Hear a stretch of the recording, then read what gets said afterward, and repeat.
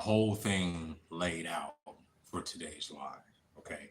I done spent the last, I don't know if y'all can see this fucking thing. I done spent the last couple hours getting together content that we were gonna get on here. We gonna watch some content. We gonna talk about some content, and the live streaming capabilities with my internet and my tethering devices is just not making that possible. And then earlier, I was like, all right, we're gonna go downtown. We're gonna get something to eat. I'm gonna bring y'all with me. It's gonna be dope. All of that.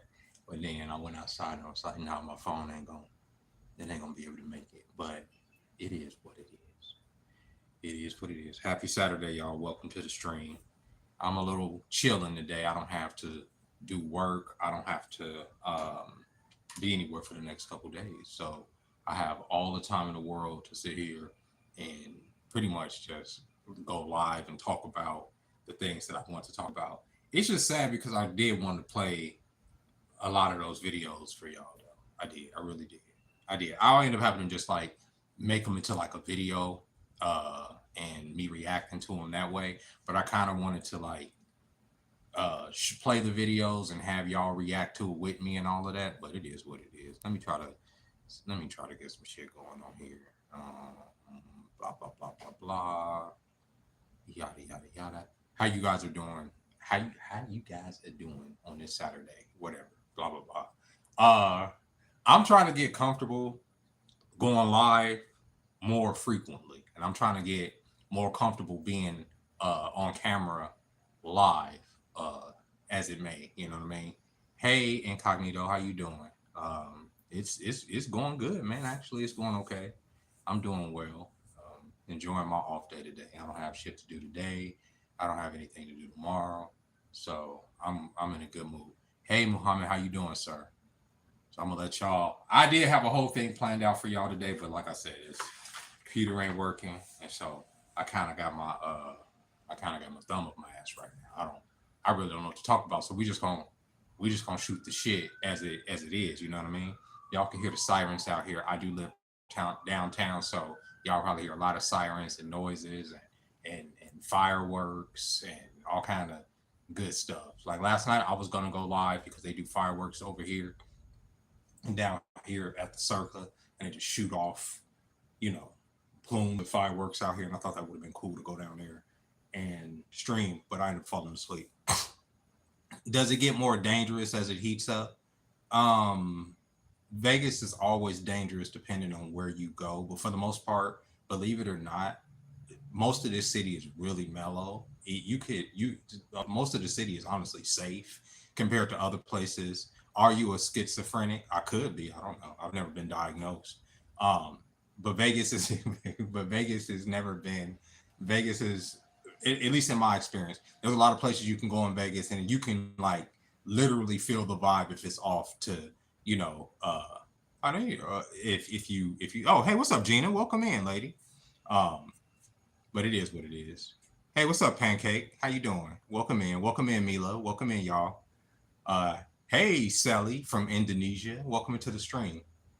What's up, Gina? But no, I don't think it's particularly dangerous. They keep most of the cities safe. You know, not if you, especially if you're a tourist here, you know, kind of it's kind of like color coded for where you know where to go.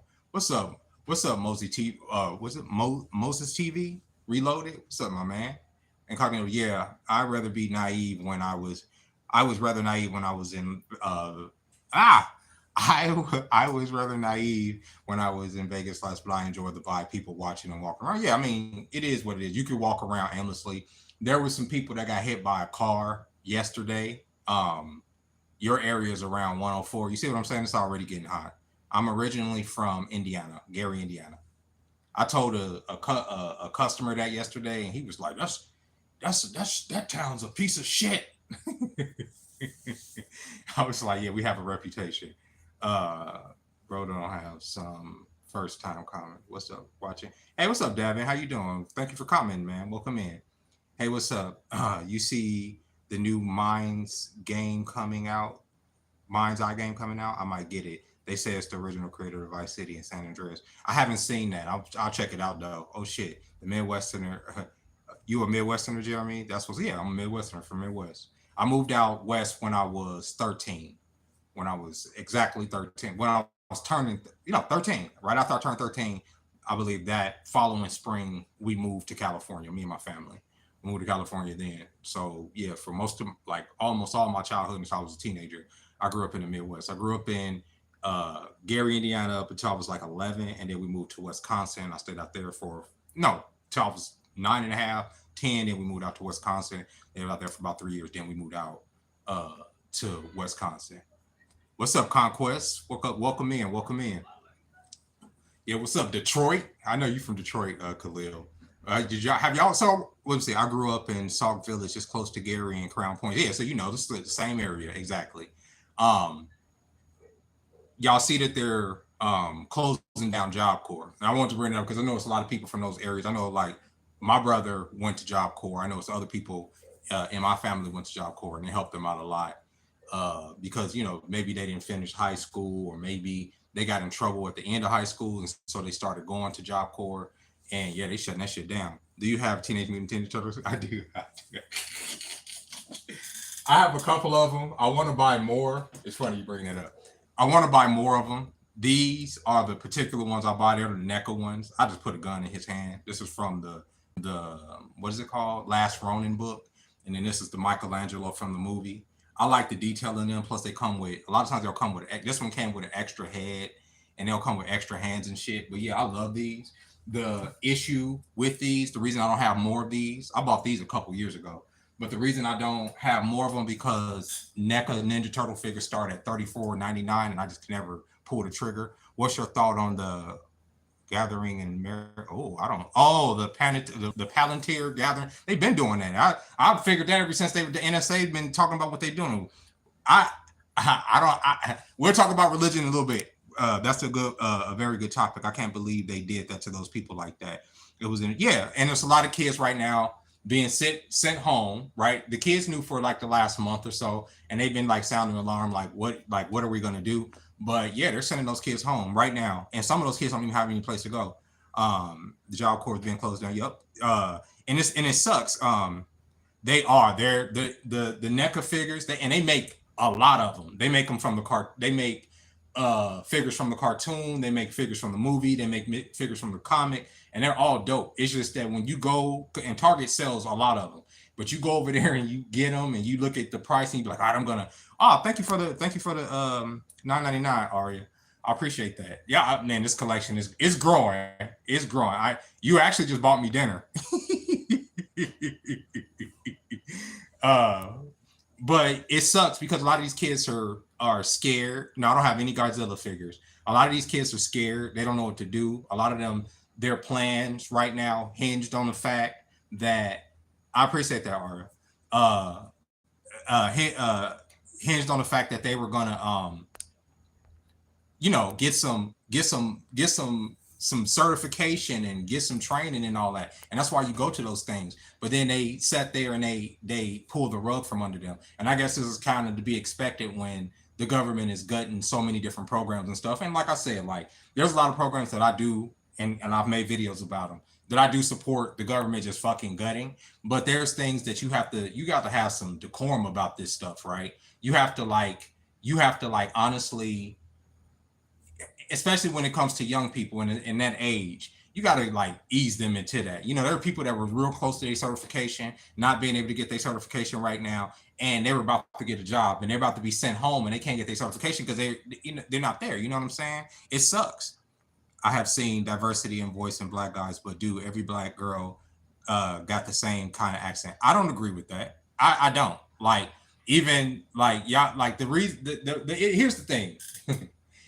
I don't think that's true, and I don't think that any demographic of person, any demographic of people, singular demographic of people is the same, right? So I can't sit up there and say that, let's say, all Black men are the same or all white men are the same, because that's not, at least in my experience, what I've seen, right? Like if my channel's about anything, David, I would say it's about society. But I would say that as a collective, right, there are trends within groups, right? There are trends within every group that can be corrected, right? There are things that could be like, okay, we're going to shame that as a group, as like, let's say for instance, as black men, one of the things that I'm very happy about now is that a lot of black men are shaming a culture that was once celebrated, right? And it's saying like, no, that's not helpful to us as a people and as us to grow, right? So that excites me, right? That's great. But that's a group effort to sit up there and say, that's wrong. That's not right. We don't like that. Why are you making a video about that? That doesn't make you look like this. We're not going to celebrate that. That is horrible, right? Like one of the things you're not going to like openly see. And if the man does it, he's going to have to really explain himself like a Corey Holcomb or somebody. Is a man sitting up there saying, oh, okay, yeah, I fuck them kids. I don't fuck them. I don't want to pay for them. I don't want to do that. Most men are not going to openly say that. Why? Because the vast majority of society and the men around are going to say, no, bro, you got to take care of your kids, brother. You know what I'm saying? Like, we're going to correct that, right? Thank you, Watch It Happen. I like the dolls on the show. They are cool. So when I'm talking about, especially with certain videos on here and certain things that I share on here, when I share that shit and I'm commenting on it, it's because there is not a correction within the community, right, of that particular demographic. There's not enough people checking that shit. And that's why people sometimes feel comfortable enough getting on here saying, okay, I'm about to get $700 of food stamps and I'm just about to fuck it off. It's not that I'm mad that they got $700 in food stamps. That's not the fucking issue, right? If you got $700 in food stamps every month and that's how you live, okay, right? But why are you getting on here embarrassing yourself, embarrassing the community by sitting up yourself, expressing, this is how I live. Fuck you that go to work. You're like, come on, bro. Like, you're doing too much. At a certain point, that shit has to be correct. That shit is gross. And what it does is it puts an overall stain on the entire community. So when people like me or who are in these different spaces having these different conversations and that type of shit comes up, it's like, bro, like, come the fuck on. Like, that's the last thing you need to see is a woman getting on there talking about, okay, yeah, I'm about to spend all of this goddamn money. Or what is it right now? It's going viral. Where you have this lady out here saying, we should be able to go out here in our bonnets and pajamas without being judged.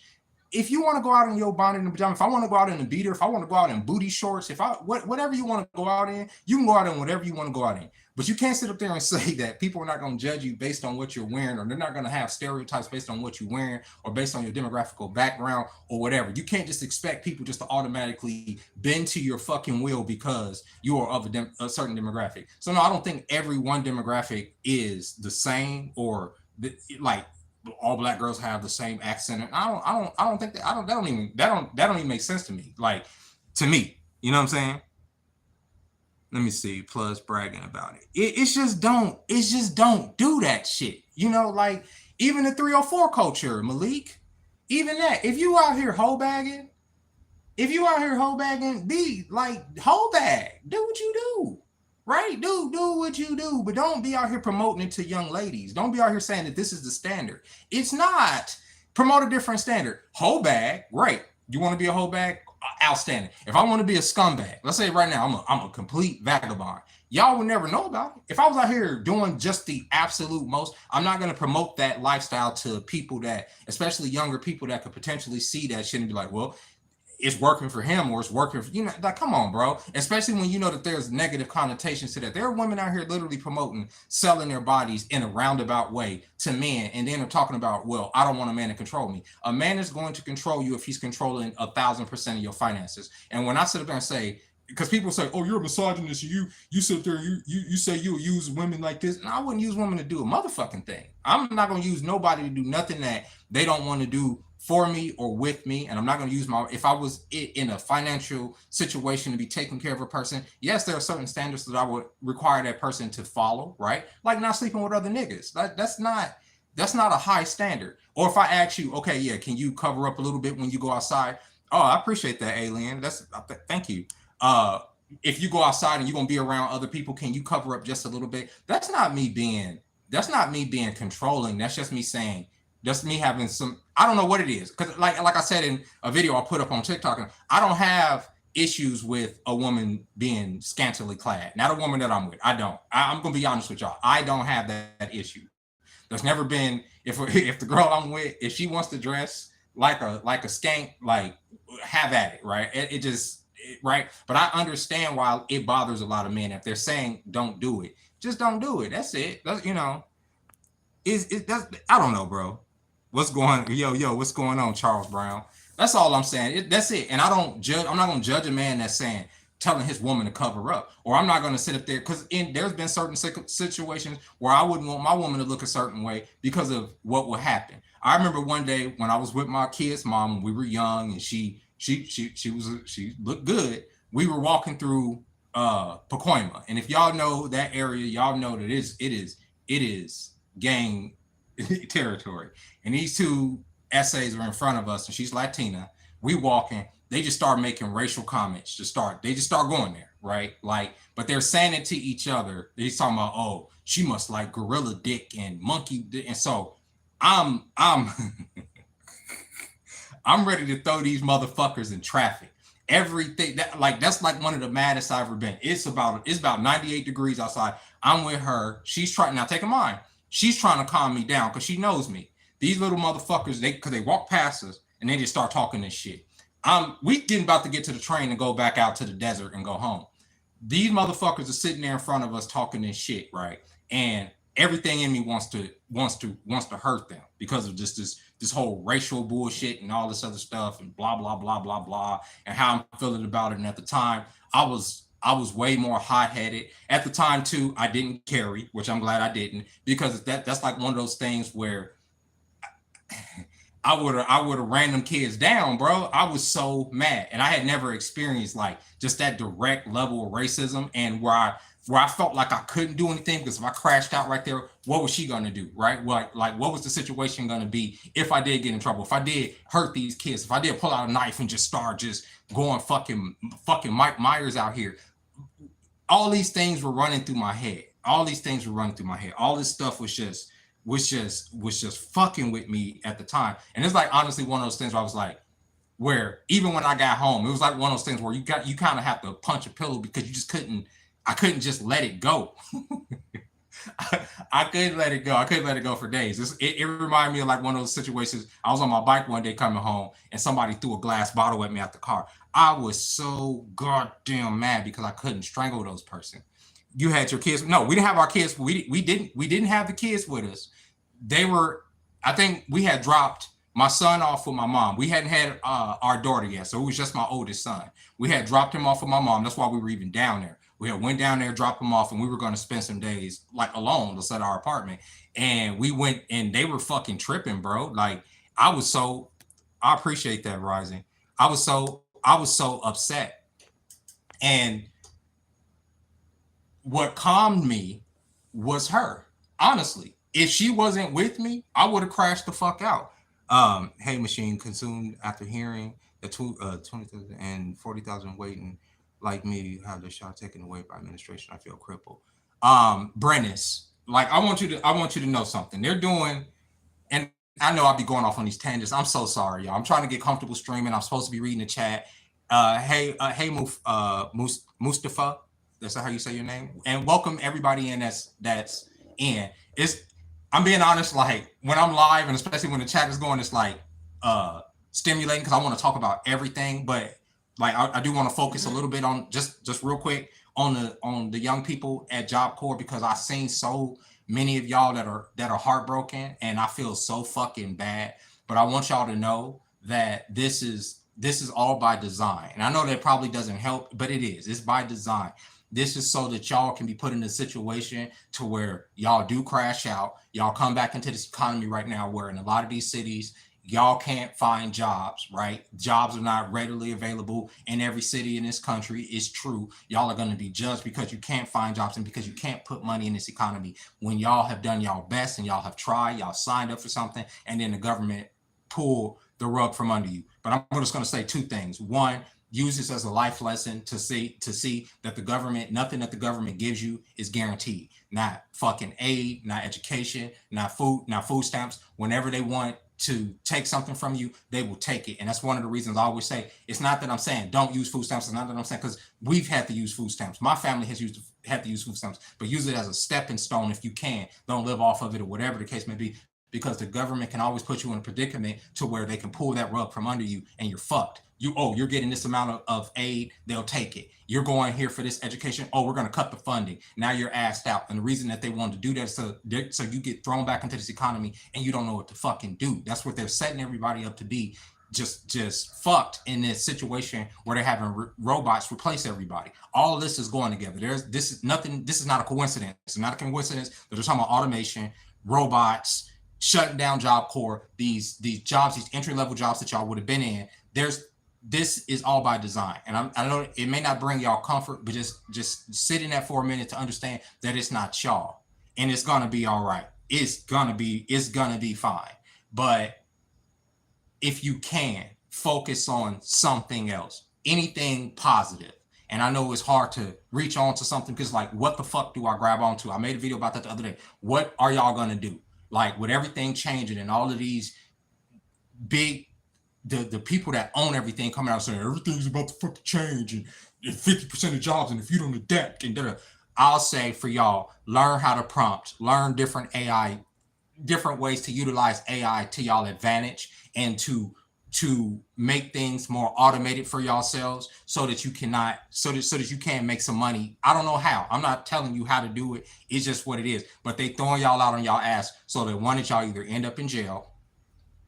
That's why I say to crash out, or y'all end up in the military. That's the whole point. Military is down. Yeah, he canceled JobCorps. It's done. The same way that they have a pattern recognition with us, they can have it with them. No passion, no hate, no hard feelings. Thank you for the sub. I appreciate that. That's all. Don't crash out. They want y'all in jail. They want y'all to go into the military. They want y'all to feel like there's no hope.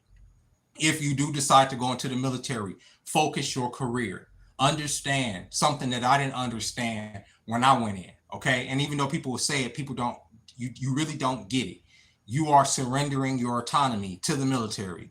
If you need to do that for your survival for a few years, it is better than surrendering your autonomy to prison. I'm not promoting the military. I'm not saying it. I'm just saying that if I'm going back to a piece of shit town where there's nothing for me to do or nothing, I would look into the options on how the fuck I can get out of there and how I can change my station in life. And if that does mean being subservient to these motherfuckers for a couple years, it is what it is. The only issue with that, the biggest problem I have with that and telling y'all that, is that right now, I don't know what they're about to throw y'all into. I don't know why they're trying to push y'all.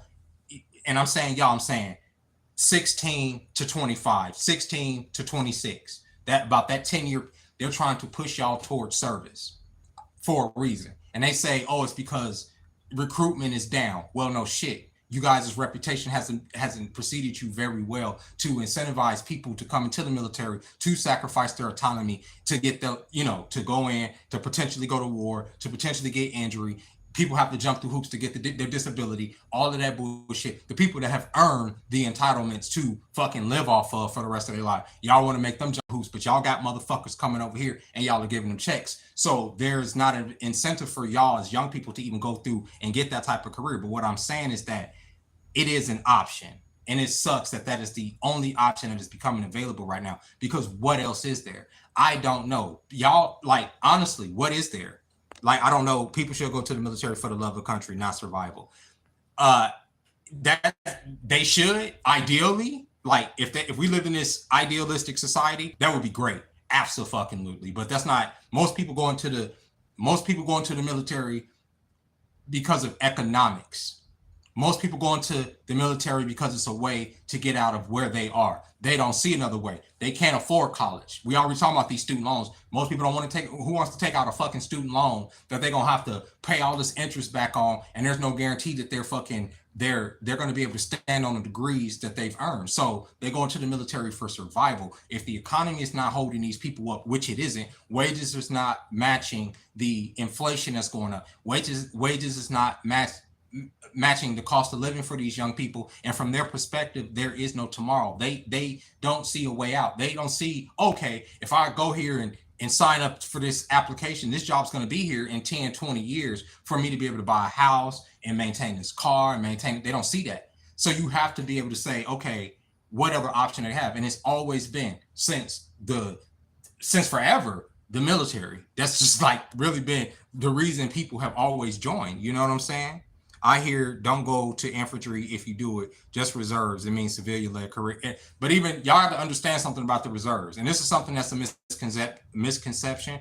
If there's a war, the reserves a lot of times are going to be activated first. Like reserves is just a word, right? So if you're a weekend, like sign up for the weekend, you will be activated in a time of war right off the rip. And I know y'all say, okay, not infantry, but even if you pick a certain MOS, you can still be embedded within infantry. For instance, like one of my particular job was small arms repair. I would have been embedded with infantry. That's the whole point. They will, you can have certain mechanical skills and you can have certain things, but it's still, you got to take in mind that if you sign up for the military, first and foremost, you are a rifleman. First and foremost, you are a war fighter according to the United States military. It's just, it is what it is. And a lot of people, because they sign up for the economic reasons, they forget that you're going to be a soldier. Like you're going to be a warrior. That's the point. And that's why I say surrender your autonomy, because they can put you in a quagmire. They can put you in a situation to where you're going to come back with no arms and no legs and all this other stuff. But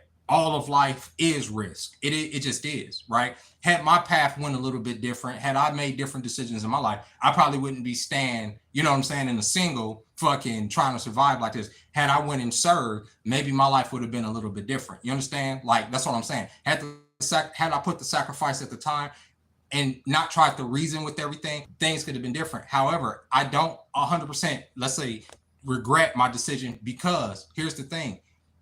I understand that these people that sent those young men over there, those young men and women over there, still can't explain in truth why those people went over there to sacrifice their time, and in some cases their lives and limbs, and they just can't. They can't tell people why they went to Iraq, why they went to Afghanistan. They're not honest. And even right now, in the situations that we're facing right now as a country, and when I say as a country, I mean as the elite and their interests. And I'm sorry, I'm going off. I'm gonna read the chat in a second. It's not for our interests. It's for the interests of the powerful. But if you can siphon anything you can out of this economy right now, you're going to have to. If you can be a slave, you're going to either be a slave and serve the system, or you're going to be the middle class is dying. Exists for the rest of the 21st century. There's going to be the poor and there's going to be the rich. That's it. And the ladder to get to any higher. I appreciate that, Dave. I figure I'll buy you a plate. Speak the truth. That's it. It sucks. I don't tell young people to go into the military, but right now nobody can tell me what they're gonna do. Nobody. Like, even if you, like right now, Phil, like, what's the business you'll start? Dude, our society is not war ready. Let's be honest. Ara, you can always make people into warriors. That's the thing. When I was in basic training, I saw people come in there that were literally cream puffs, overweight, and by the end of that fucking 2.5 months, they were ready to go. They had a different look about them. They could follow directions. It's not as hard as y'all think it is, especially, like I said, when you do surrender your autonomy to certain things, you just kind of like get with the program. And no, a lot of our country is not war ready, but they would make them war ready. Trust me. And I've told young people this before, like, you look at our generation, we won't follow orders. They will make you follow orders.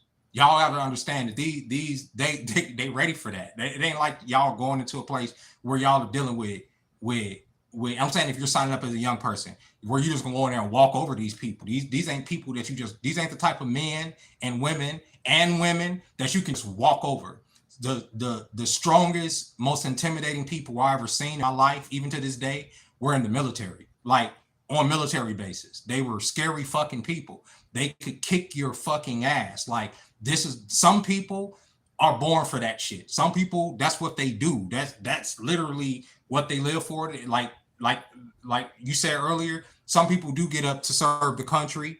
I don't know, if we went to war with China, I honestly think we'd be fucked. I think we'd be fucked if we went to war with anybody, because I think it would be a war game in order to call off the population. I do. I really do. Because I don't understand why right now, AI could be utilized to make everything better for young people. AI could be utilized not to replace jobs, but to enhance jobs and to enhance life and to do all these things that, that can help society. But that's not their intention.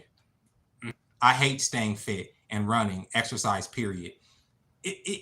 Just get into a routine and make it that it's something that you have to do.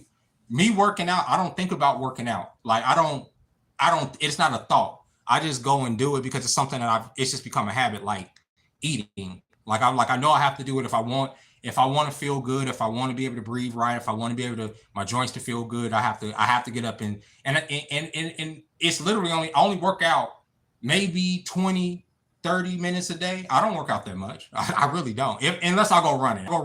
I'll go running for like 30 minutes or something. That's different. But for the most part, like my workout routine, I use my little weight, my weight's there, pull-up bar, some push-ups. I used to go to the gym, but I was like, I can do most of the workouts that I do here at home.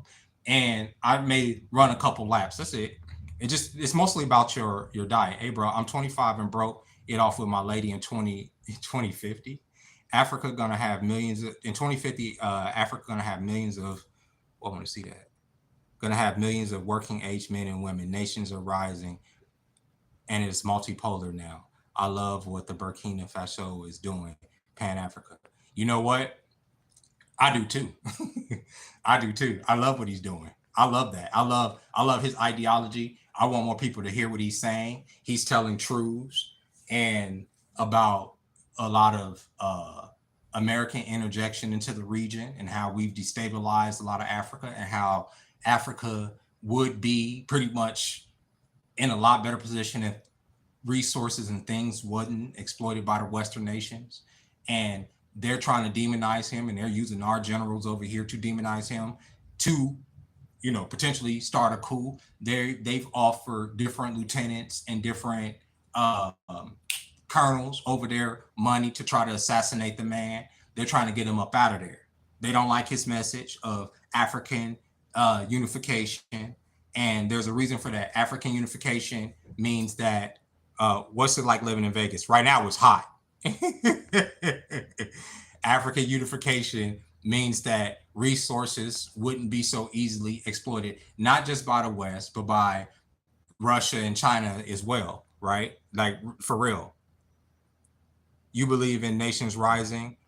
It is a complex situation. It's a very complex situation. I don't believe, and just like when people say overthrowing the government, I don't believe in overthrowing just the system in general altogether because you have to replace it with something.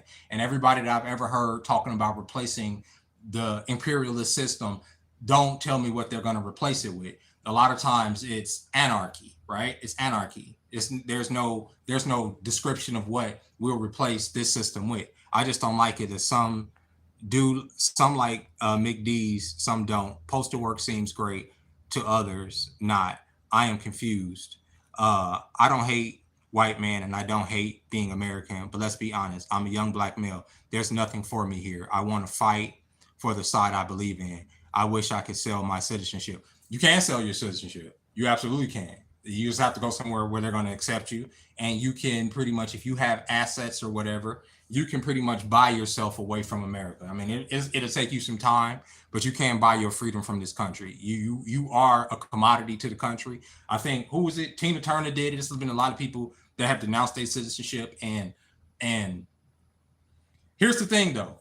Wherever you go, as long as you feel like if you feel like you're fighting for what you believe in, then you go to where you feel like you're fighting where you believe in. And that's wherever it may be. You can go anywhere. If you feel like you want to fight for whoever you want to fight for, but just be steadfast that that's what you want to represent.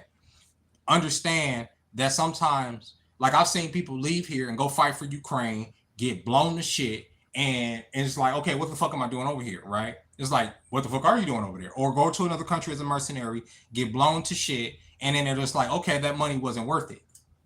No, it probably wasn't worth it, right? If you don't think about that shit, you have to like literally think about denouncing your citizenship and going and represent another country, especially when you live in an imperialistic world where the United States reach is very far. I've seen so many people say they want to escape this system, right? And they do, but they don't understand that America's influence is is global. You can't, it's like Star Wars. You can't just escape the empire because you go to another planet. You go to another planet, it's still gonna be some stormtroopers showing up there. That's the United States. I want to be part of something, have blue collar in me. Great granddad from dad was railroad, paternal. Grandpa's dad was oil rig, maternal grandpa. Yeah, and I get you. I get you, Brennis. My dad and my granddad worked in the steel industry.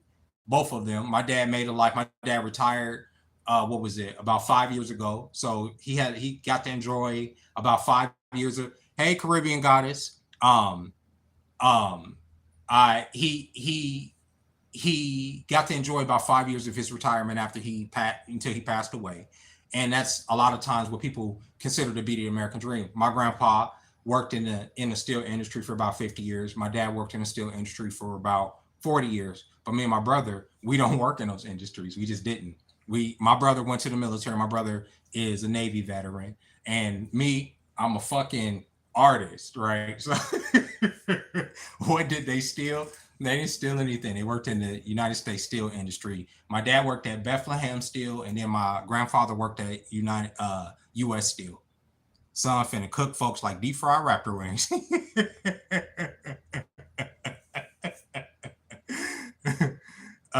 But I understand because they were able to build generational wealth, right? And with like my grandfather, right, was able to take care of 8 kids. My dad had 4 sons that he was easily able to fucking pay child support for and do whatever for across years, and take care of himself and own property and do all this stuff because he had all of this backing and from his job and the security in his job.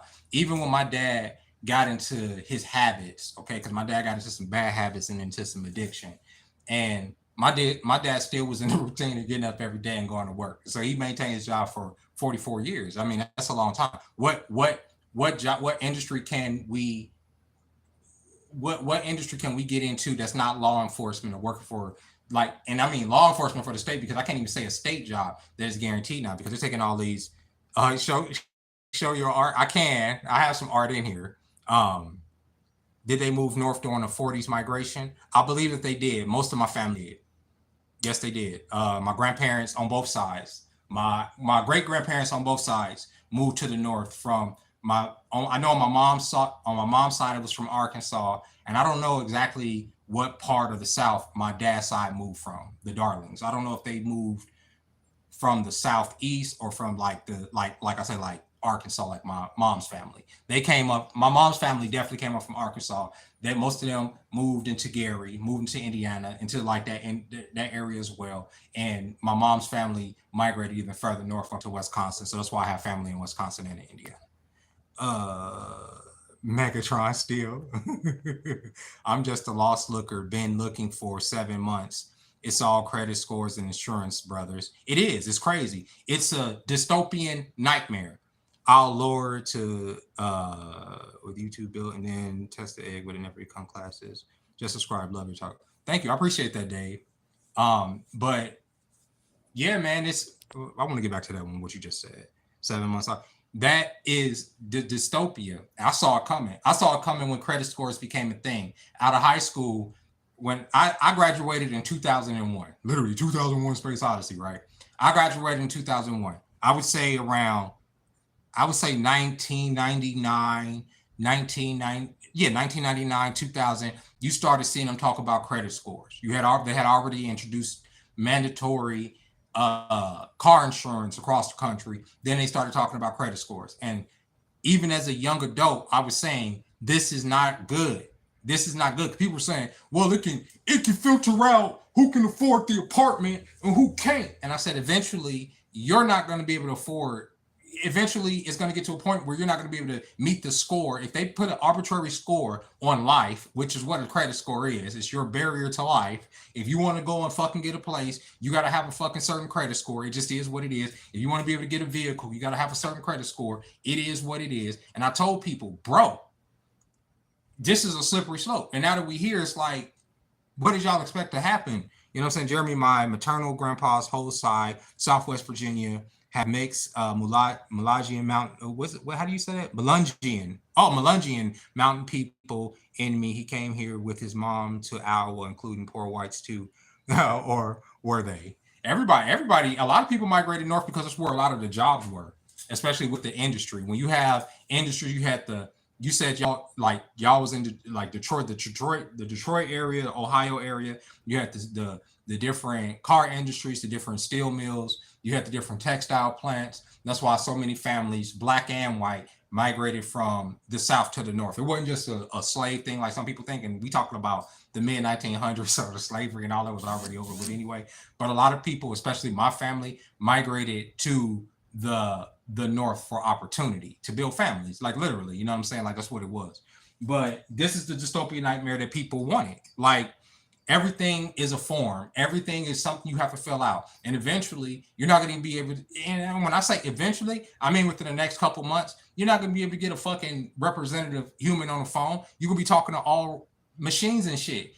If y'all ever saw Elysium, right? Like the movie Elysium, where they have the space station in the sky and the rich people live on the space station and the poor people live on Earth, and Earth is all shitty and everything's like this bureaucratic nightmare where you have to go and talk to droids and everything is fucking lame and everything, you know, like unless you get up on Elysium. Elysium is an allegory to what real life is. Same thing with the Hunger Games. These are representations of real life in a way. They look dystopian on the screen, but in a way, that's what we are living. When young people can't get out of school and have hope, that's crazy work. When I got out of school, like I said, I graduated in 2001, there was nothing but hope, bro. There was hope. There was hope. There was hope. I know we had 9/11 end up happening by the end of the year, but by the time I got out of school that summer, it was hope. It was like, all right, I can get out and I can do this. I can get into computers. I can get into internet design. I can get into music. I can get into it was so much happening. And for them not to have that, I feel so horrible. We'll be Philly soon. Don't use credit. Save money. Yeah, you're right. If you can, but a lot of people use credit because they don't have if you run out of money, right? You use credit. I don't use credit. I don't use credit anymore. I used to. I paid that shit down. But yeah, when you have to, that's how I was able to get a lot of shit back in the day and get myself started as far as, you know, getting into the 3D art and all that. I had to get a credit card and I bought my desk, I bought my computer, I bought the graphics cards and all of the shit I needed and all of that. Yeah, 2000. I graduated in 2001. I need money first to start saving so I can get a credit card to start building credit. Right. Oh, while feeding my family with weaker EBT. You utilize the weaker EBT for as long as you can, but understand they're going to try to keep you in that position. They're going to try to keep you jumping through the hoops to get the WIC and the EBT. They're going to keep you doing it. The moment you can use that shit to get to the next step. So what I mean by getting to the next step, when you obviously on EBT, if you can get it, when you get a job, they're going to cut your shit. They're going to cut your shit dramatically, if not cut you off. Be like, all right, it is what it is. And utilize the job because the job is going to get you to the next step. Not that you're going to get a promotion, none of that. It's just, it's a weird thing that the government does to keep you in a place, to keep you reporting, to keep you.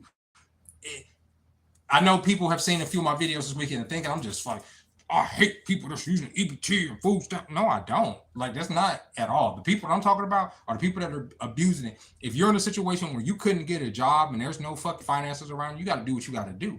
I'm talking about the people that are fucking literally sitting there saying, this is my job. I'm going to get me some fucking, I'm going to have multiple goddamn kids, fuck they daddies, and I'm going to get as much. That's stupid. That's crazy. Back in my day, that was frowned upon even by people that was getting food stamps. You know what I'm saying?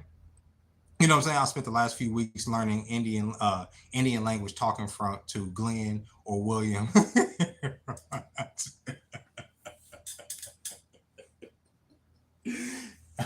I don't know if they call it as racist, but I just think it's like, do not redeem. You know what I mean? Like the 80s were where I started my world of employment. You're correct. I've dropped EBT just to feel real. And you got to have a job to have EBT. Where?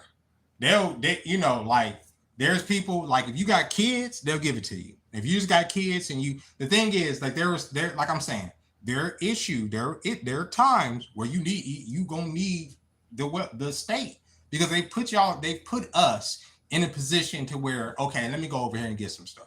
But sometimes that stuff ain't worth it. It's just they gonna make you jump through all these fucking hoops. They put it's a chess game. It's not checkers. It seems like it's checkers. I'm just getting food stamps.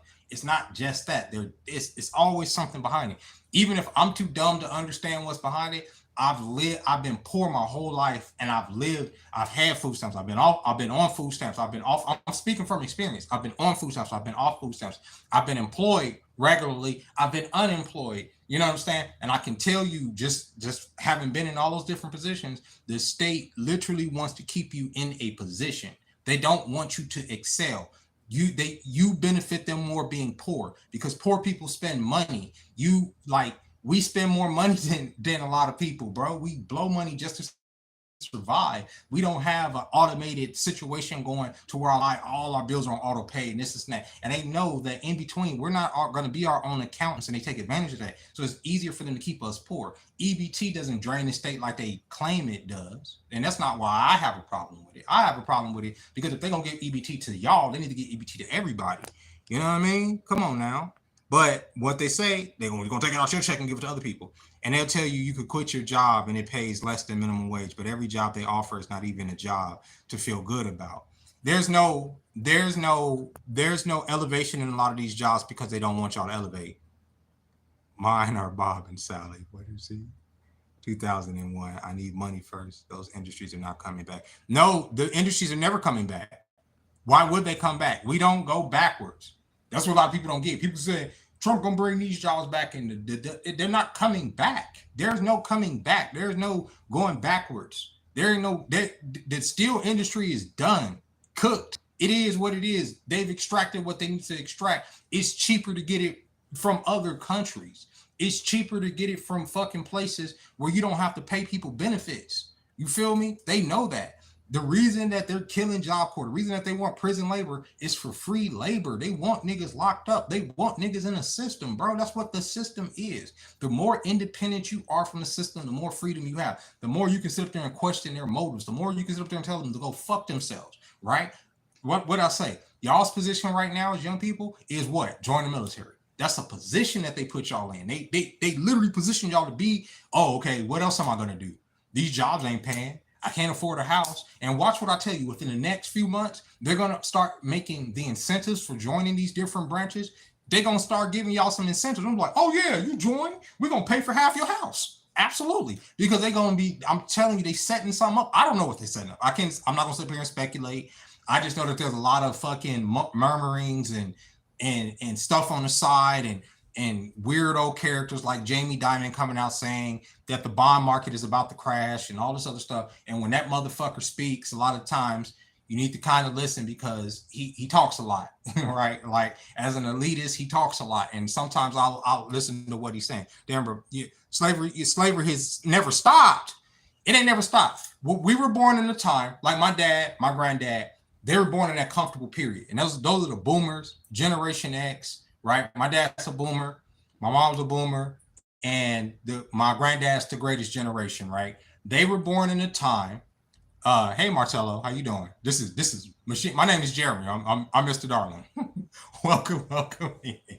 They were born in a time. The 20th century was a time, and I've said this before, it is the only time in history where there was an actual middle class. There was an actual, okay, I can build up and get to and use society and use the economy as a stepping stone to not just get to the middle class, but get to the upper middle class, or even be rich, right? That's the American dream. And for a lot of these young kids, the only thing that they know about the American dream is what TV has told them and what we told them. Because like I said, me getting out of school, the American dream still existed, even though things were still getting expensive, even though I was still poor. And at the time I was staying in a hotel and all kind of stuff, there was hope. It was like, yeah, the music, even the vibe of the music was a little bit more hopeful in that time, right? It just was. And you go further back, even to my mom's generation, it was always this feeling, having the middle class there, that I can use the middle class to step up.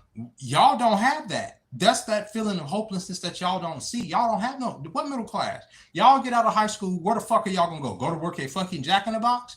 Go work at Amazon, right? Go get on somebody's phone and hope that in a couple weeks AI don't come and fucking take your job? It's crazy work. Had to charge up today though. Went to Steampunk downtown event. Ain't nothing like yeah. Well, see, that's the other thing too. Get out there, socialize. Get out there, be around people. I don't like being like I like being around people. I'm not gonna even hold you. That's why I go down there and when it's real crowded and I'll just be in a crowd and all that. I'm not the most social person. Obviously, I'm awkward as fuck. But you're right, Brennan. I appreciate your commentary, bro. Because you're right. Go out there and fucking socialize. That's one thing you can do. You know what I mean? It gets to the point, OG, blood gonna have to be shed. I'm fine with that though. But and I agree with that. But whose blood do you shed?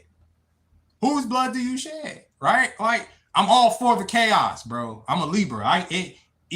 Chaos or peace. Either way, I feel good. When I'm at the restaurant and it's going crazy, I love it. When everything is when it seems like it's falling apart, I'm at my most comfortable. When it's mid, I'm just like When it's perfect and the tips are coming in and it's not that busy, and I love that too. I'm with you, but whose blood do you shed?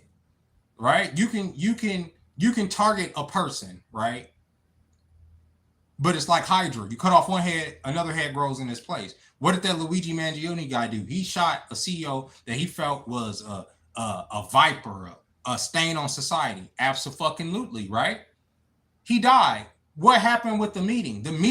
Literally the meeting that the man was about to attend, continued with his corpse at the downstairs. They continue. You know what I'm saying? Strap up, my guy. And indeed. Always strap up, even you ladies, because a lot of you ladies are uncovered right now. Get y'all a weapon. Yeah, if you're a good person, because the bad people gonna have them. It is what it is. Just don't let that shit make you think you Superman. They didn't stop making a gun when they made yours. And some of y'all that never had a weapon on y'all get that shit and y'all feel real powerful out here. That's how these young kids especially young men, be getting fucking clapped. It's like, I got that thing on me. You shouldn't even have that thing on. You don't even think about having it on you. That is a just in case scenario. That is a last resort situation. Because remember, the whole point is to try to put you into the system. And the quickest way to get a nigga into the system is with a gun.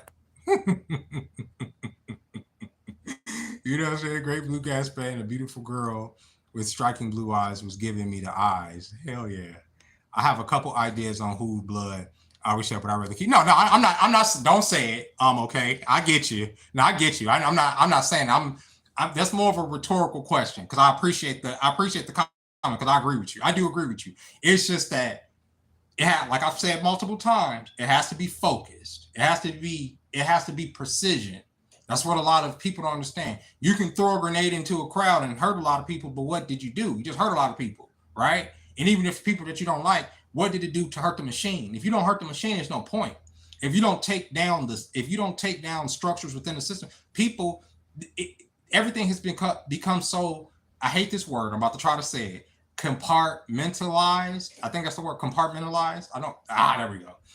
And within the system, that it's hard to strike at one thing, right? Without another thing just coming up and swooping in place. That's the brilliance of it, right? So that's when I say, when you sit there and you say something has to give, like you have to fight. Because y'all are saying stuff like it's stuff I can't say because it's stuff I want to say, but you can't.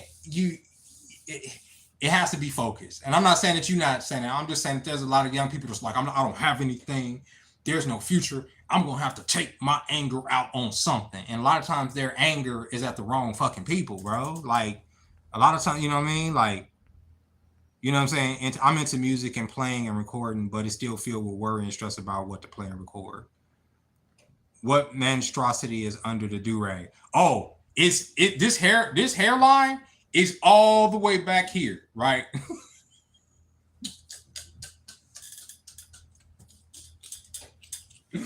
I had a fucking customer yesterday, this old man, he was like, the first thing he said to me, first thing that nigga said to me, I swear to God, him and his wife tipped me real good too. The first thing this old man said to me was, "You're losing your hair."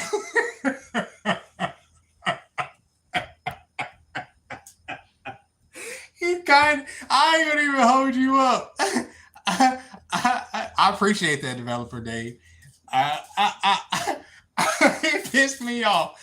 It pissed me off at first, bro. It did. I just looked at him. His wife looked at him crazy than a motherfucker too. She was like, my, my shit, my shit, my shit is back, bro.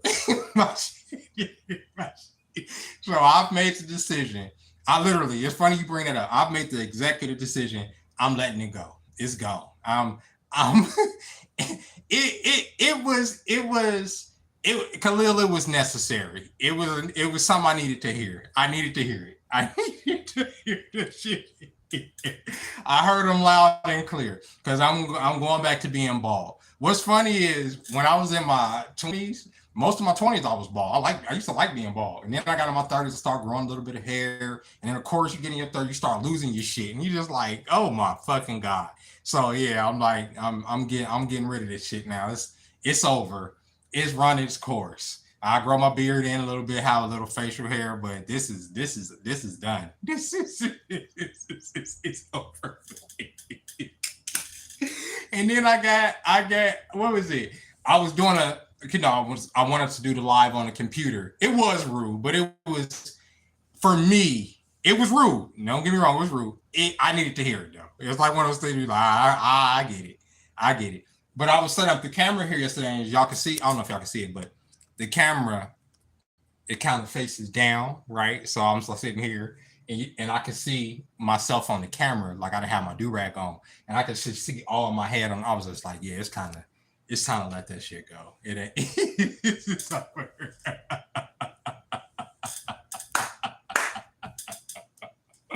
It is what it is. Yeah, I'm cutting this shit off. It's done, bro. It's over. I get it. You know what I mean? Like it is what it is. Your girl's mother ran off to Las Vegas and left them here with me.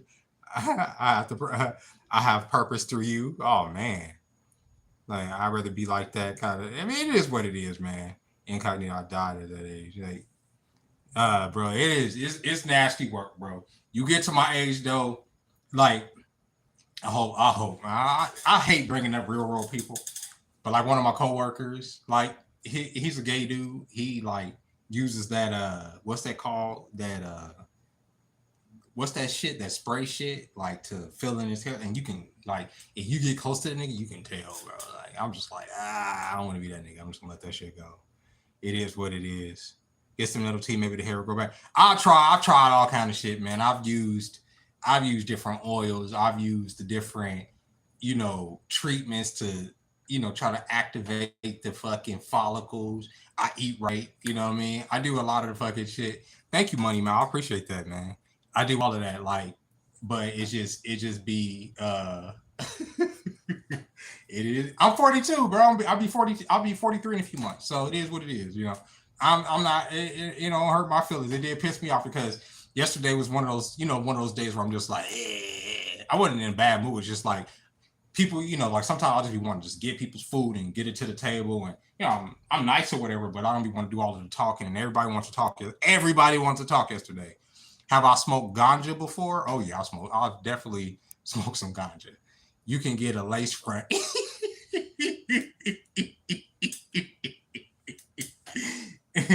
I have smoked some ganja, and I've smoked some.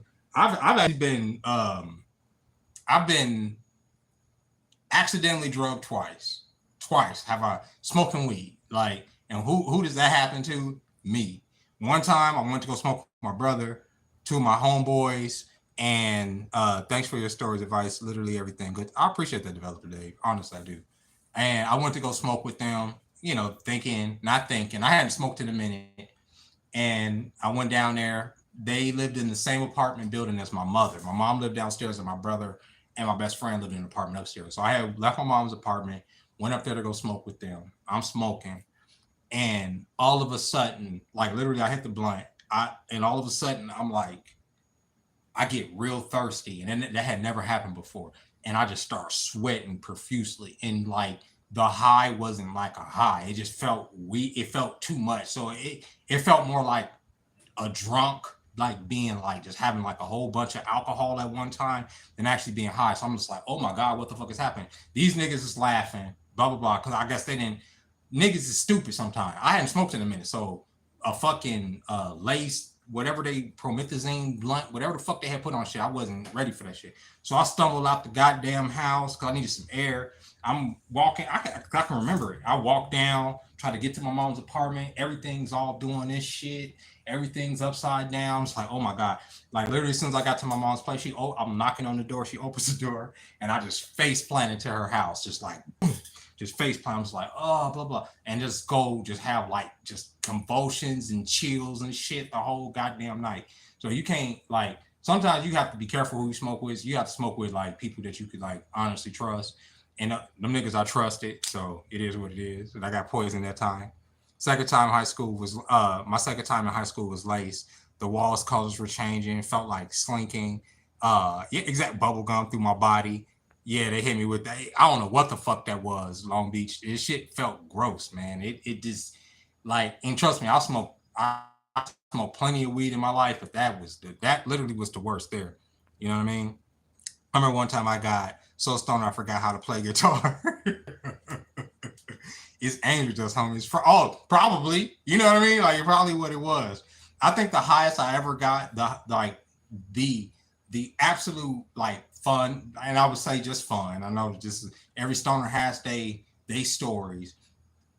One of my coworkers, I used to be a manager at Blockbuster, and so it was a Saturday night, and the other assistant manager was there. His name was Richard, and fucking Saturday, I've told the story before, but it was fucking hilarious. Saturday was dead. Right. For whatever reason, on Blockbuster, Saturdays were never fucking dead, but this Saturday was dead. You had 2 assistant managers there. You had a whole staff. And Richard was like, hey, do you mind if I just leave? I was like, yeah, weed these days is crazy. It's a lot more potent. But what do you call it? His brother, he was like, he was like, you mind if I leave? I was like, no, just leave. Because I wasn't expecting it to get busy. It was like 9 o'clock. He's like, all right, but my brother's about to come through and he got some special weed. It's like some gold weed. You should just come out to the car and smoke with us. I was like, oh, hell yeah. Because we closed at 11. I'm like, we got a couple more hours left. He's about to leave at 9. So his brother gets there. Obviously, both managers go out there to smoke, right? So one of the employees is on the register. There, I hit the blunt, whatever. And they gave me like a gram of it. Just gave it. It's like, all right, whatever. So he took off. I wasn't expecting to be that hot. I got high. Now take in mind, I'm management. I'm the management. I'm supposed to be the person in charge of the shit here. I couldn't even count.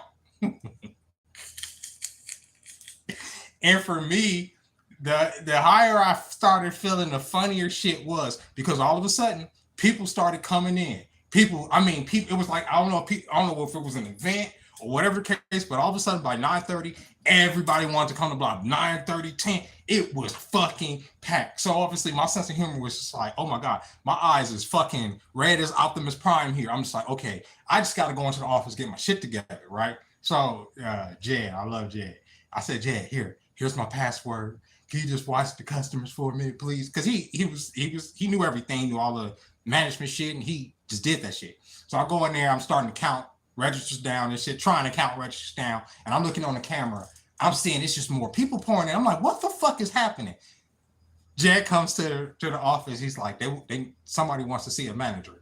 I said, just give them a credit. Just if they want a movie, just give them a movie. Give them what they want.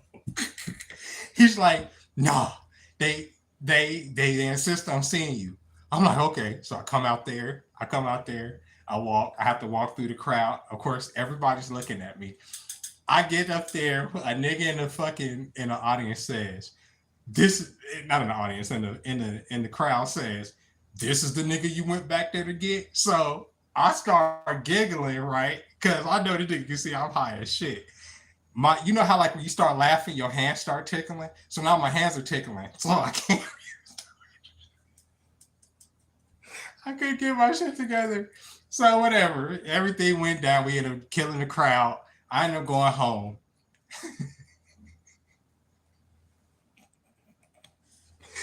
And my baby mama's at the house. So I was like, hey, Richard gave me some bud or whatever. You want to smoke with me tonight? She was like, it was one of the rare nights. She don't ever smoke. She don't. But this night she wants to smoke. So he was like, all right, let's smoke, right? Take in mind, my baby mama's blind. She's 100% blind. She can't see, okay? relevant for this story. I'm telling y'all for a reason. We smoke, we chilling, we laughing, we kicking it. She's like, all right, I'm gonna go take a shower. She goes in there to take a shower. She goes in there. She's in there for a minute. I don't hear no water. I don't hear no water. I'm like waiting. I'm like, all right, she gonna take a shower. She comes back out there. She's like, Jeremy, something happened to something. Yeah, no, she's been blind. Yeah, no, my baby mom's been blind. She ain't never been blind. She ain't never not been blind. My baby mom's been blind the whole time. So she comes out of the bathroom. She's like, Jeremy, what happened to the bathroom? I said, what do you mean? She's like, something's wrong with the tub. Where's the faucet? I said, what do you mean? She's like, the faucet's not in there. So now I'm tripping. I'm like, what you mean? I go in there to the bathroom. I say, she shows me what she's doing. She's on her opposite side of the faucet trying to She's on the wrong side of the tub trying to turn the tub off. That's the highest I had ever got. That was fucking insane. That was crazy. It was insane. It was the weed was gold. It was like gold. You know what I mean? Like what I've never had nothing like that since. It was insane. And it wasn't like a bad high, it was all good. Yeah, bro. Back in the day, it was no joke. And if you live out here in Vegas, I'm okay. You said, bro, I was working while I was high. I'm gonna tell you a secret about Vegas, about Las Vegas. Most of the service workers out here are on something. They either didn't smoke something before they didn't went into that job. They didn't drink something before they went into that job. They didn't did something. I promise you that. So I couldn't even count, bro. I couldn't. I was hitting late for the first PC. Oh, that's just I can't do no. Some people's mind. I'm one of those people that if I did certain drugs, I know I wouldn't come back from. Yeah, I was crazy. What do you call it? Once I hit it, Aura, I was like, yeah, nah, bro. This is stupid. I had never, like as a manager, then I had never smoked there with them niggas again. And if I wasn't smoking, it had to be another manager there with me. My videotape store had a section for the adult videos covered, my curtains. I tripped and fell and I thought it's like one of those situations where you have to laugh and you're like, what the fuck is happening, bro? Yo, like it's too much. Yeah, for y'all that didn't know, yeah, my kid's mom is blind. I thought y'all knew that. Yeah, she like when I met her in high school. We met in the 11th grade. We met in 11th grade, and we were in. What did I meet her in 11th grade? 11th grade. I met her in 11th grade. 11th grade English class, and she used to sit across the way from me, right? And she was real pretty at the time. I mean, gorgeous, like, but she was blind. She was a blind girl. I never thought none of it. And the young lady that used to sit in, her name was Mary. It was a Persian girl. She used to always ask me, what do you think of her? I ain't gonna say her name. What do you think of your baby mama? She wasn't my baby mama at the time, obviously. This is high school. She's like, what do you think of her? I was like, I don't think anything. I mean, I never thought about it, right? She's like, she likes you. I'm like, no, she's not. Why would she like me? At the time, we had the English class we had was a creative writing English class. So me being me, I'll be in there writing and telling my stories and all that stuff. And she liked me. She did. She really did. So at one point, what had happened? The teacher, she used to have get somebody to walk her to her class. She had like a resource class where she would go and get her books translated into Braille. So one day the teacher asked me to walk her to her class, and I walked to her class, and sure enough, that was her opportunity to just start just talking to me. She like literally, I was like, oh, so I obviously I was like, oh, she do like me. So she started talking to me, and in that short little trip from that classroom to the other classroom, she gave me her number, and I just didn't think nothing else about it. Honestly, I didn't. I had her in another class. I had her in 5th period too, which was what was it? It was a science class. So she sat behind me in a science class, but a lot of times she would either be in a class or she wouldn't be in a class because she had her resource class around that period too. So, but sometimes she would be in there. I had a crush on a girl in there named Danielle. She was like this black girl, but she was into hood niggas and all this. I used to write Danielle poems. I would come in there and mack it to Danielle. And Danielle was really nice. She was real cool to me. She was like, she would always tell me I would hurt you and this and that. You don't want to like me and da da da da da. You too nice for me. Blah blah blah blah blah. She was sweet, but I would come in there and I would just pour my heart out to Danielle every day in front of my baby mama. I didn't know my baby mama was into me the way that she was into me. So eventually, my baby mama, I would go to my baby mama in the 5th period class because she sat close to me. I'm like, oh, how are you doing? Sometimes, every so often. And one day she was like, you need to call me. I gave you my number, hit me up, blah, blah. So I hit her up and blah, blah, blah. And from us talking on the phone, we fucking hit it off. Honestly, we did. And what happened was nobody knew at the time that we were homeless. Me and my family were homeless. I was staying in hotels. Obviously, in high school, you ain't announcing that shit. That's embarrassing. And my baby mama didn't know I was staying in a hotel. And she kept inviting me to her house to watch movies and kick it with her and all that other stuff. But I just could never make it out there to Silmar and go out there and see her and all this other stuff. So I ended up canceling on her one night because I think we ended up getting kicked out the hotel. And the night I was supposed to go out there, we got kicked out the hotel that day. And the day I was supposed to go over there, we were trying to find something to stay. So didn't even think about her after that. My birthday was approaching and I worked at McDonald's.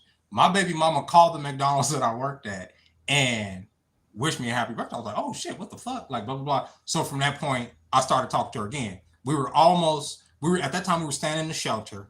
I didn't tell her we were staying in the shelter. She had called me. We had talked, blah, blah, blah, blah, blah. And what happened? Oh, no. I had told her we are going to be moving soon, but this is how fucking broke we were. Goddamn. We had a phone, but the phone didn't have a ringer, right? This is before the cell phones and all this other stuff. The phone didn't have a ringer. So I said, we're moving into this apartment. Call me on this day at this time because the fucking phone don't have a ringer.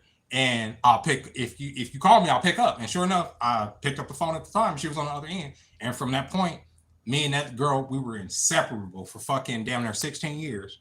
Like it was crazy. Oh, the City of God. Oh, see, which character from City of God? Adam, some folks have experiences. The teacher set y'all up. No, the teacher didn't like her. The teacher hated her. Miss Gohor hated her. They had the same first name, and she did not like her. But she did she underhandedly set us up. Yeah, that was from. I had a blind professor. He printed out all our notes, and everybody cheated on the exams right in the class. This is when we used paper and pens. Oh yeah, and he knew y'all were cheating. Good evening, sir. Hey, Jay Bird. They don't make them like that anymore. But yeah, we started talking, and if I'm being honest with you, like. Me and her related a lot. We just did. We had a lot. I don't know what it was. We just hit it the fuck off. I mean, and when I say hit it off, me and her hit it off. Like, and our relationship it lasted for a long fucking time. And for a long time, it was good, right? It was a good situation. I mean, you got to think about it.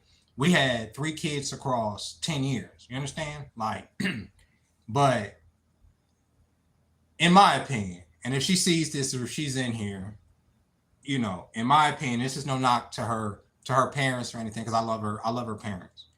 Once her parents and we more so consolidated and let her parents move in and all that, that's when the problems, in my opinion, started, right? When you let other people, outside forces into your situation and you let them dictate stuff in your house, it runs things into the ground. And I've said this a million times. I say, as a man, my biggest mistake as a man was not asserting myself enough in the situations that we found ourselves in as a family, and being like, no, this is how it's going to run. We're going to do things like this. We're going to do things my way and your way. Any outside interference, if they don't like it, they can leave. And I'm not saying that for her father. Her father was always extremely respectful to us in our relationship. Y'all gonna hear this motherfucking ice cream truck for like the next 20 minutes. I promise you are. But her mom was the energy on her mom, and this is no knock to my kid's grandmother, but the energy on her mom was always really dark, right? And that drove a wedge in not just me and my kids' mom's relationship, but in the dynamic of the house. Before we consolidated and all lived together, that the dynamic of the house was a lot different. It was a lot more open. It was a lot more life and vibrance, right? And you were able to, at least with us, we were more so able to be ourselves and play our music and do. We were able to do that anyway, but it was just without the like I say, the energy. I'm so sorry, y'all gonna hear that ice cream truck because these niggas got to come over here every day and sell ice cream to the children, which I don't hate on, but sometimes they be sitting out there for so long. I'm like, nobody's coming to the fucking ice cream truck. Just leave. All you gotta do is leave. But it is what it is. And then you start getting people in her ear, and after so much time, you get what I'm saying. In my opinion, when you with somebody for so long and you haven't had experiences with other people, right? And you haven't had relationships with other people, sometimes you can feel like you're missing out on some things. Me and her have been with each other since high school, and she started being around other people that she was attracted to. It is what it is, right? I'm mature enough to say it is what it is. I don't blame her for that. I don't. It's a lot of stuff, and I've made videos about her in the past, and I've talked about her, and I've thrown her under the bus, and I've done a lot of negative talking on my baby mama. I've done my fair share, and I could do a lot more. But that's not how I feel. I don't feel like that about even with child support, even with the economic situation that I'm in, the economic situation that she in. I don't hate her. I can't. It's impossible for me to have to keep horrible feelings for her. There's a lot of and I'm pretty sure the same, she could say the same thing for me. There's a lot of stuff there's a lot of stuff I wish she would do, or there's a lot of ways I wish she would move. And this is irregardless of our relationship as people, but I'm just saying as a person, as a friend, and as a person that cares about her, there are ways and there are situations that I wish for her. I just can't help it. That's my kid's mom. I wish her nothing but the best. And in a way, I know she wished me nothing but the best. It's just that over time, I realized that our personalities are a lot different too, right? And some of the stuff that I was holding on to was, and it probably was never there. It probably wasn't there. It probably was just something. It probably was an illusion. It probably was feelings that I didn't, because there's a lot of stuff that I didn't understand about her until a lot later on in our relationship. There's a lot of stuff that I refused to understand about her. You got to take in mind that this is a person that has a disability, okay? And I'm a person that has never pitied her. I still don't. Even to this day, I can't pity my baby mama because deep down I know not even just deep down, I know how strong she is. So there are things that I refuse to see that were crippling, that had nothing to do with her sight. Does that make sense? There were things that her past and the way because she lost her sight at 10, and even things that I did under her nose. You gotta take in mind, when we got together, we were young. There's stuff I did. I ain't gonna sit there and say like she said you cheated, and because I ain't never stuck my dick nowhere, right? When we were in a relationship, she could sit there and say whatever she want, but that ain't what happened. But as far as like me sending messages or me setting up situations and me doing fuck shit, I've done some fuck shit, right? Absolutely. I'm not gonna even sit up here and lie and say that in our younger days, especially I would say, but up until my daughter, I put I would say up until my daughter, because even when she was pregnant with my daughter, there was a situation with a girl at work that stressed her out. And they both were pregnant at the same time. I was a fucking nigga. Like, I'm not gonna even say and lie. So there's a lot of stuff that I understand about that, right? I get that there's a lot of stuff. But at the same time, as y'all grow and mature, there are certain things that you want to see in that person, right? And for me, with my baby mama, I wanted to see strength in her. I want to be able to see that, and I see strength in her, but there's a different type of strength I want her. I want her to see, like, as far as her being able to take care of kids and deal with the bureaucracy of life and maneuvering and figuring out how to she could do that. She knows how to do that. That's not what I'm talking about. Most women know how to do that. I'm talking about the internal shit, the shit that's going to make her feel comfortable in her own skin. That's what I wish for her. That's it. Like, we talk about baby mamas, that's it. I don't have no ill will for her. I want her to be happy on the inside. I don't want her to look for external validation from nobody or from anything to feel complete as a person. And as our relationship grew, I started to understand that I was a big part of what got her mind off of her situation to where she should have grew into that without me, if that makes sense. Like, had I not been there, there's things she would have to deal with without me. There's things she would have to face without me, just like there are things I would have had to face without her. It goes both ways. It does. She helped me just as much as I helped her. And she's hurt me just as much as I've hurt her. It is what it is in situations. It's a crazy thing. My issue with us, and I'm sorry I'm not reading the chat because this is deep and I just don't want to lose my thought. My situation with us is that it's us. It's what we've done and to our children and how we've set them up. I can sit on here and I can give advice. I can sit on here and I can talk to strangers and I can read y'all's comments and I can make videos and I can see perspective and I can talk to myself the same way. That's how I help myself. But when it comes to my kids, I have failed them. I feel that we have failed them as parents. I feel that we have set them up in a way to where, and I'm not saying that they're failures. If my kids ever see this, not what I'm saying. I'm not disappointed in y'all or nothing like that. That's not what I'm saying. I'm talking about the world that y'all are coming up in. We didn't prepare y'all for. We didn't.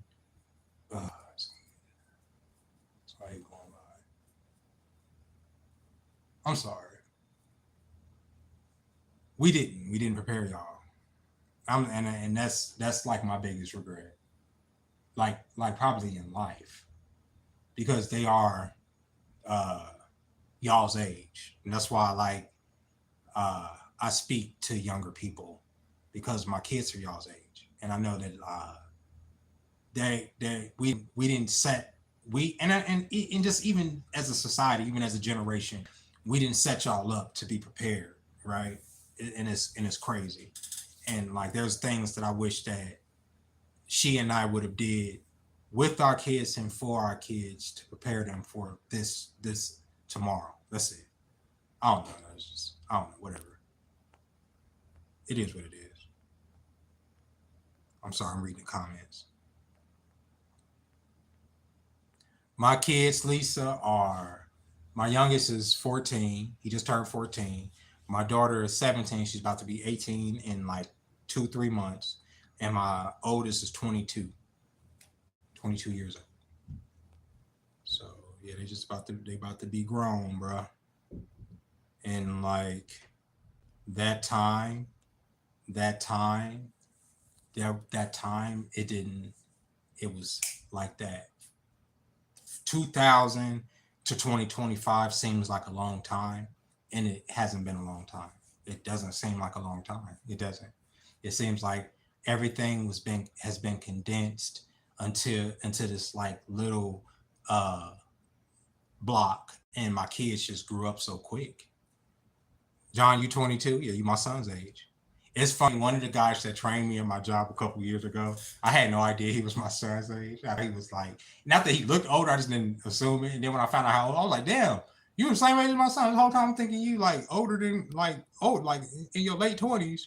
This kid was I appreciate that, Khalil. No, I'm 42 years old. I didn't have some life in me. I can do better, Lisa. I can still do better, right? That's the whole point. That's why I do push myself. It's like at the same time, like, yeah, I can't. I have been doing my best. I'm trying to survive. I want to make a future for them. I want to, even with these videos, sometimes I want to inspire them off of some of the stuff I say, because I know sometimes they see the videos. I know sometimes, especially if my daughter may get mad at some of the stuff I say, but I say it for a reason. And it's because I do have a daughter, and she does have a lot of pride in herself, and she's a beautiful, respectable young woman. It's not that, you know what I'm saying? That's what I'm saying. And my kids are very polite. They have very good manners. They're very creative people. It's just that I know there, like when I say there are things I wish we would have put in them, like there are things I wish I would have prepared them for, so that they wouldn't be hard on themselves like a lot of y'all are. Like, okay, I don't have this or I don't have that. Well, you may never have that because the game is rigged. But at the same time, you can make a path for yourself in another way, right? I don't know how, right? And that's where I'm stuck. But there's always another way. Just because the way that you thought was going to be the path is blocked, you just find another path, or you make another path. Either way, there's another way. You know, dad dropped out, mom went for a GED. They always gave me realism and be myself, and that's it. That's all you can do. Same thing. My mom, and my dad, they both were in the military. My mom was in the army, and my dad was in the Air Force. And they both were, yeah. It was more be yourself and all that other stuff, but it was you got to do something. My mom was always like, you got to do something. Like in high school, for instance, in my senior year, I had met my kid's mom the year before, and so me and her would always be. I appreciate you, Ara. My mom, I would always be on the phone with her, and I stopped going to school on Mondays. And my mom was like, "Well, you got to do something. You better either graduate or you got to get a job. Or you got to do something." Hey, Janarito back here. That's so stupid. They always talk about Janarito. I've witnessed God's healing power. What seems impossible is possible with God. I'm praying for you, your family, and your kids. Thank you, Jay Bird. I appreciate that. Um, I really do. Like, I think eventually, like, it'll work out. You know what I mean? Like, as far as a lot of stuff, it's a lot of stuff. I would like to talk about. I really would. There's a lot of there's a lot of stuff I would like to talk about as far as my family. I just, out of respect for them, I don't. Like, I know a lot of people are giving Duke Dennis some shit right now. We're like, oh, you got all these kids and we didn't even know you had kids and blah, blah, blah. And I get the reason why he went to other people he had kids, because that was his brand and all that other stuff. But the reason sometimes you can't bring your kids into your content because it is so fucking personal, right? Like more than anything, like I could talk about my parents, I could talk about that, and my kids could talk about me, but I can't talk about my kids without like their consent, like without them, like I wouldn't feel right like talking about certain things. But there's a lot of things that I want to talk about pertaining to my children that I can't talk about, that I won't talk about unless either they were sitting next to me, or I had this conversation with them first. And there's a lot of stuff I want to say. There's a lot of stuff I want to say, and I can't. Like, my tongue is tied, and it's not about their mama. And shit to do with their mama. Like, I just told her everything and how I felt about it. It ain't got nothing to do with that, nothing to do with the relationship. Nothing. It's about them, and it's a lot of stuff. It's a lot of stuff that I would like to talk about with them and about them, and as far as like that. But I can't do that. So, bad sign of wishing one hand, poop another hand, see which one feels first. I think every parent feel that way. The media has fooled us all, and believe the system is very difficult to navigate.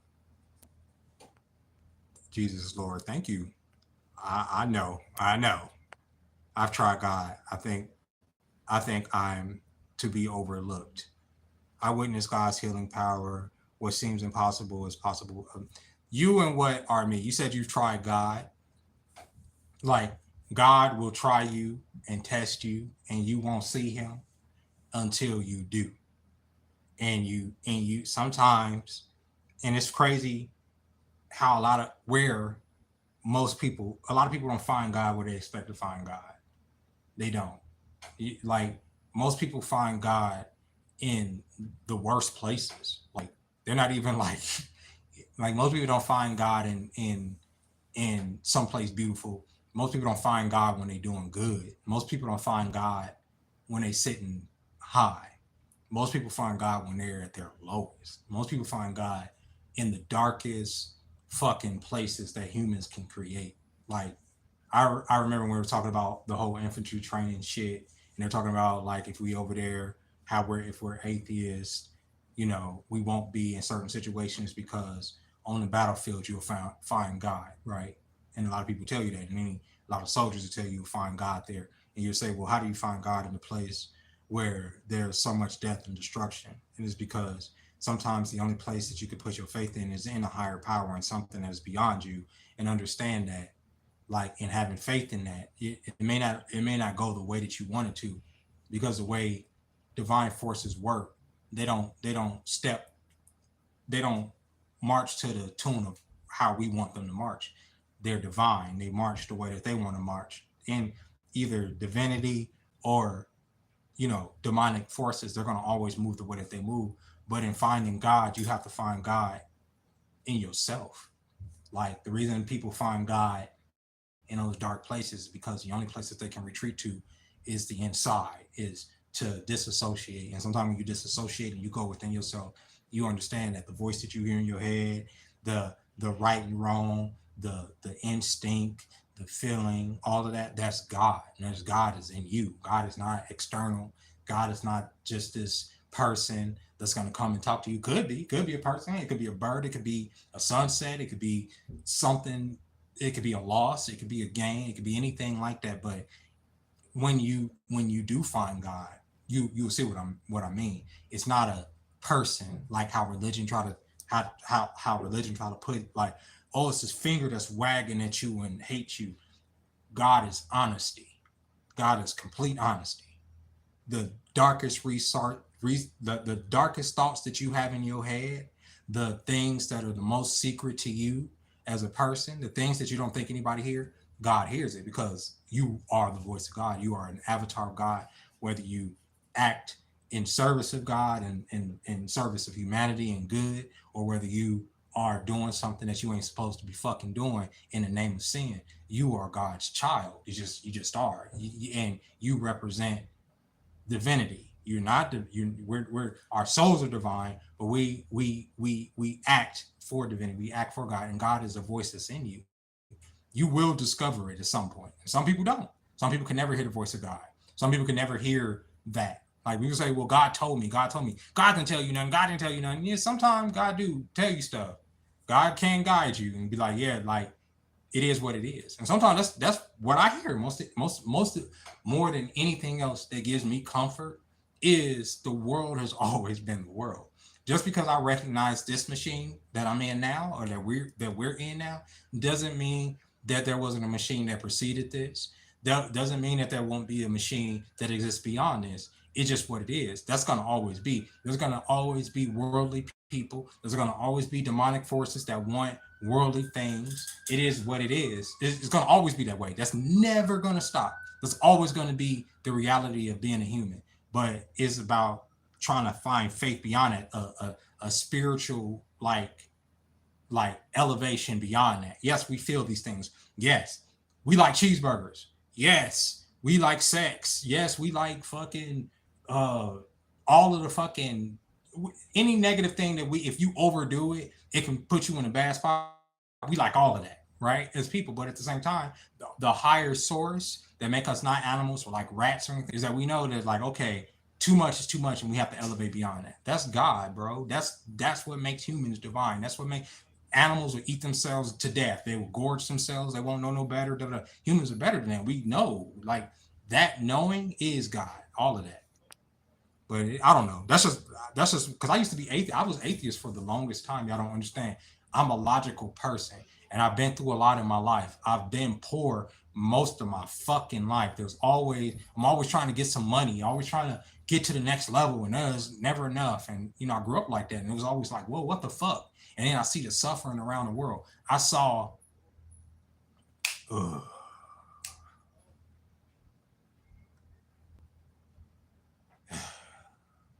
it's a lot of stuff. I want to talk about, but you can't, because the internet, like I say, is run by demonic forces. But at the same time, you're privy to see things that you wouldn't see otherwise without the internet. And I saw a little girl yesterday. Uh,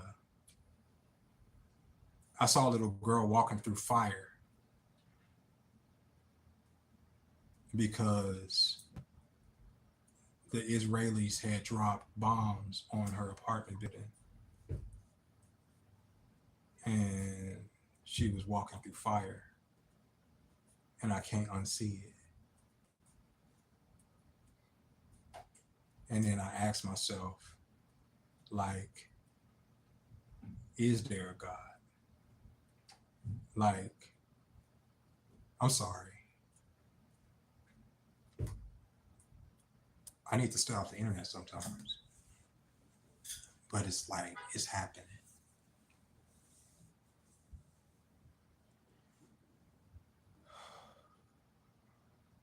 And like you see certain things. I see people die all the time because it's the internet. It's stupid. Yeah, but that shit, bro. And that's what I mean. Like, even in something so horrible, like, right, like, there's something about it that it's beyond my comprehension. Like, it has to be a reason. Because I don't know, like, I'm sorry, bro. I'm sorry. Fuck.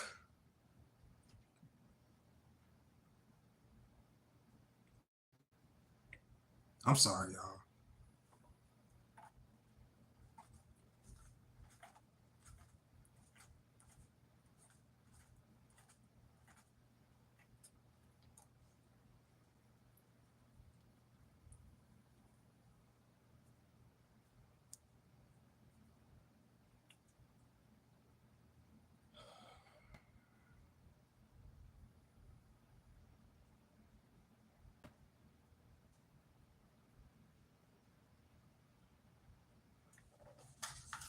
You can't convince me that that shit is right.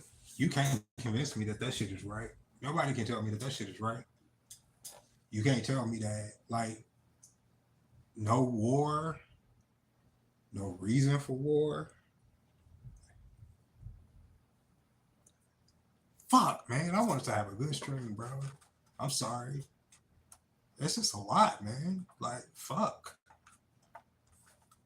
And they try to convince y'all. They try to convince us that, like, we have to defend that shit, bro. That's not right. And like,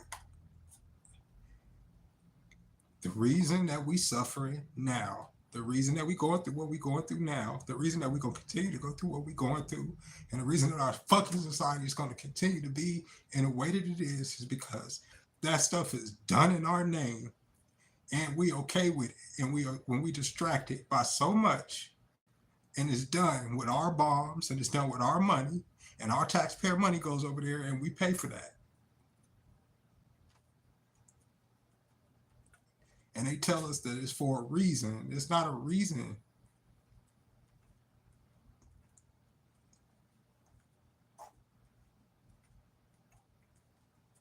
There's no reason for that. There's no strategic reason for that. You can't bomb an apartment building and tell me there's a strategic reason for it. I don't care who's in there. You have reconnaissance. You do it because you make sure that there's no people and that there are no babies. I don't give a fuck if there's 10 bad men in that building. You don't bomb it. If there's babies in there, you don't. And so when we suffer and our kids suffer, it's because there's sin and we live in sin. And this is Babylon. And this is New Babylon. And the reason that a lot of times we're able to live as comfortably as we do is because there's been a lot of people on this earth, especially in the global south, that has had to suffer because of the injustice that we have perpetrated upon the world. And that's why I refuse to go to Iraq. Because even to this day, they can't tell me why. They can't. They can't tell me. They can't tell none of my friends. They can't tell nobody that went over there why. And then they sit there and they talk about Iran, and they talk about these different places in Africa that they want us to go to. And it's fucking crazy. And then they put up the economy so that the kids don't have a choice but to go and to sign up. You know, it's fucking crazy. I'm sorry. I'm sorry, y'all. I really hate that that came out, but it's too much. Like I've seen stuff. Obviously, like I say, like I've seen, you go on Instagram and that you're gonna see some fucking crazy shit. But that was that broke me.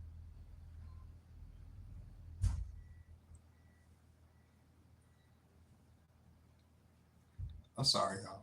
All right, y'all. All right, I am gonna go live again tomorrow. I'll go live again tomorrow. I swear to God, I'm not gonna go. I'm not gonna go there. I'm not gonna go get into that type of shit and get into the kids and all that other stuff. And I'm sorry. And I appreciate y'all being here. Uh is that's crazy though. Like that's like one of the things that like I keep up with. I've been keeping up with like since the whole October 10th thing a couple years ago, and I've been keeping up with it every day. And I want to talk about it every day, but I can't. That's one of the biggest reasons they took down my last account on TikTok because I was talking about it too much. The machine don't want you to, talk about certain things because it's a part of their algorithm and they want those people gone. And there's been people say, well, all those people that don't like black people. I get it. It is what it is. I get it. They may not like black people, but I still don't like what's happening to them. So I'll catch y'all tomorrow. Bye.